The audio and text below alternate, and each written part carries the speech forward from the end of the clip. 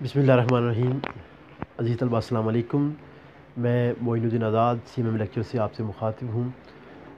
آج ہم خواجہ میر درد کی دوسری غزل کریں گے۔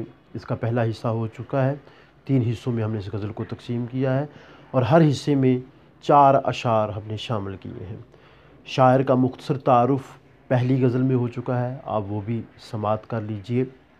فیڈرل بورڈ کی غزل ہم پڑھنے جا رہے ہیں۔ 5واں شعر دیکھیے جی۔ ایک میں دل ریش ہوں ویسا ہی دوست، زخم کتنوں کے سنا ہے بھر چلے۔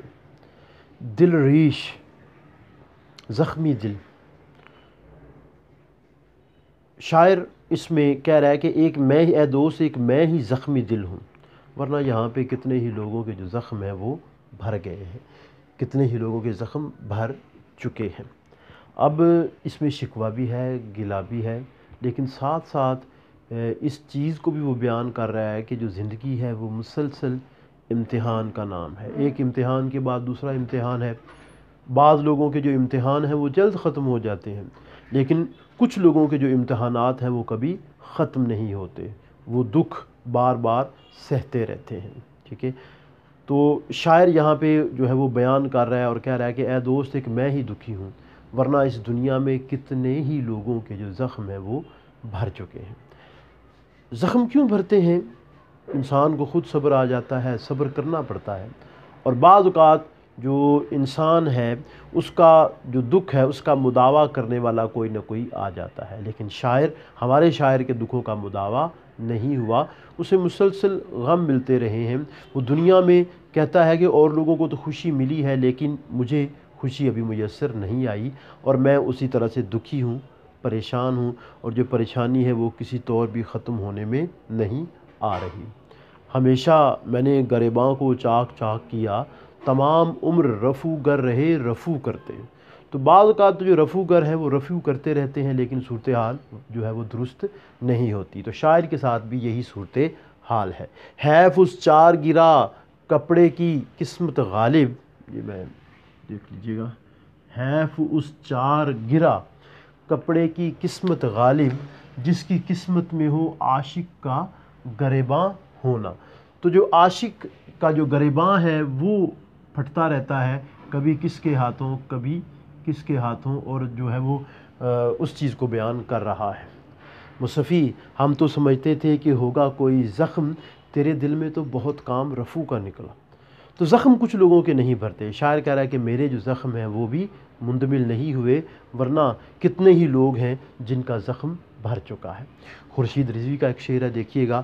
میں سوچتا ہوں کہ وہ زخم بھر گیا کہ نہیں، کھلا دریچہ در آئی صبا کہا کہ نہیں۔ تو بعض زخم کبھی بھی مندمل نہیں ہوتے، بھرتے نہیں ہیں، کئی لوگوں کے بھر جاتے ہیں، کچھ کے نہیں بھرے۔ تو شاعر اس چیز کو بیان کر رہا ہے کسی دوست کے آگے۔ چھٹا شعر دیکھیے گا۔ شمع کے مانند ہم اس بزم میں چشم نم آئے تھے، دامن تر چلے۔ شمع، چراغ، موم بتی، شمع کو دیکھیے وہ پگھلتی ہے۔ تو شاعر کہتا ہے کہ ہم بھی شمع کی مانند اس دنیا میں آئے تھے، چشم نم آئے تھے، روتی ہوئی آنکھ کے ساتھ آئے تھے، اور اب یہاں سے جا رہے ہیں تو جو ہمارا دامن ہے وہ تر ہے، وہ آنسوؤں سے تر ہے، اور دکھی آئے تھے اور دکھی ہی اس دنیا سے جا رہے ہیں۔ ہمیشہ غموں کا سامنا رہا ہے، پریشانیوں کا سامنا رہا ہے۔ عہد جوانی رو رو کاٹا، پیری میں لی آنکھیں موند، یعنی رات بہت تھے جاگے، صبح ہوئی آرام کیا، لیکن آرام مرنے کے بعد ہے۔ کہہ رہا ہے کہ میں آیا تھا شمع کی مانند آیا تھا، شمع جلتی ہے، روشنی دیتی ہے اور آخر میں بجھ جاتی ہے، کوئی اس کا پرسان حال نہیں ہوتا۔ کہتا کہ میرا بھی کوئی پرسان حال نہیں، دکھی آیا تھا اور دکھی جا رہا ہوں۔ اب دکھی انسان دو وجوہات کی بنا پہ جاتا ہے، ایک تو ناسودہ خواہشات ہوتی ہیں جو پوری نہیں ہوتی تو انسان دکھی اور حسرتیں لیا جاتا ہے، اور دوسرا اس پہ یہ دنیا جو ہے اس کی حقیقت آشکار ہو جاتی ہے، وہ سمجھ جاتا ہے، وہ یہ جان جاتا ہے کہ دنیا کچھ بھی نہیں ہے، دنیا کی جو اصلیت ہے وہ اس سے آگاہ ہو جاتا ہے، سراب ہستی سے وہ آگاہ ہو جاتا ہے، لہذا تڑپتا ہوا وہ اس دنیا سے جاتا ہے۔ ٹھیک ہے، تو وہ محرومی کو بیان کر رہا ہے۔ جب سے دل و دماغ کو کچھ روشنی ملی، انسان کو ہر مقام پر آزردگی ملی۔ تو چشم نم آیا تھا اور اب بھی چشم نم جا رہا ہے، کیونکہ ادراک ہو گیا، سمجھ آ گئی کہ دنیا کیا ہے، دنیا کی حقیقت سمجھی، اور جو ہے وہ اس کے ساتھ وہ دکھی جا رہا ہے، غم زدہ ہے، پریشان ہے، اور زندگی ویسے بھی غم دیتی ہے۔ خوشیوں کے لمحات بھی آتے ہیں، لیکن انسان غموں کو جلدی جو ہے وہ بھلاتا نہیں ہے، خوشیوں کے لمحات کو جلدی ترک کر دیتا ہے، بھلا بیٹھتا ہے، غم کے جو لمحات ہیں ان کو وہ جلدی بھلاتا نہیں ہے، اور ویسے بھی دکھ ہے، اور زندگی ہے ہی آزمائش کا نام، یہ آزمائش ہے، طریقے سے یہاں پہ رہنا ہے۔ زندگی نے زندگی بھر غم دیے، جتنے بھی موسم دیے سب نم دیے۔ تو کہتا ہے کہ میں چشم نم کے ساتھ آیا تھا اور دامن تر ہے میرا آنسوں سے بھرا ہوا ہے، اور میں یہاں سے جا رہا ہوں، مجھے کسی بھی پہلو چین نہیں ملا، اطمینان نہیں ملا، اور اطمینان نہ ملنے کی وجوہات کئی ہو سکتی ہیں۔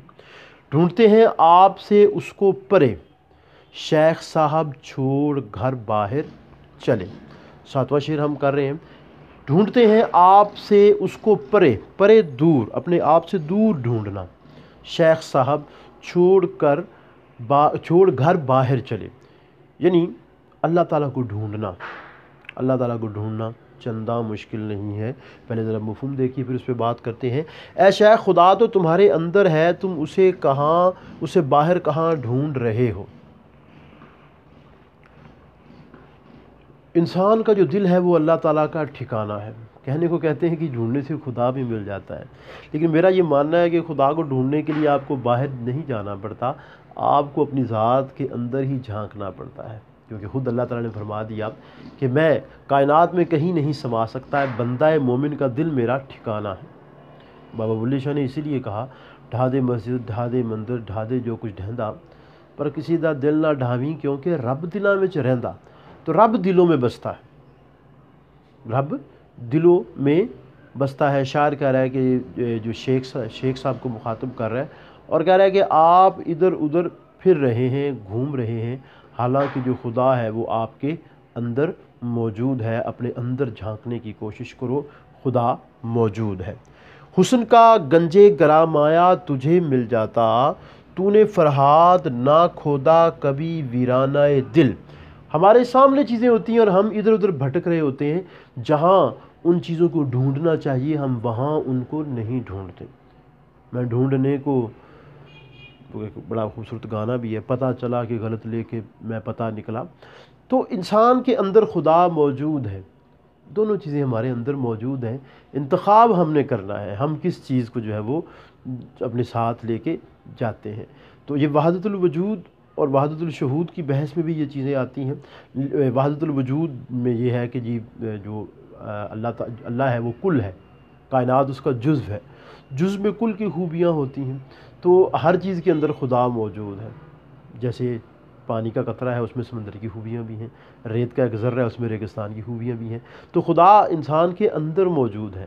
لیکن جو شیخ صاحب ہیں وہ خدا کو ڈھونڈنے باہر گئے ہیں۔ شاعر کہہ رہا ہے کہ اپنے گھر کو چھوڑ دیا اور وہ باہر جا رہے ہیں، حالانکہ جو خدا ہے، جو خدا کا مقام ہے وہ اس کے اندر ہی ہے۔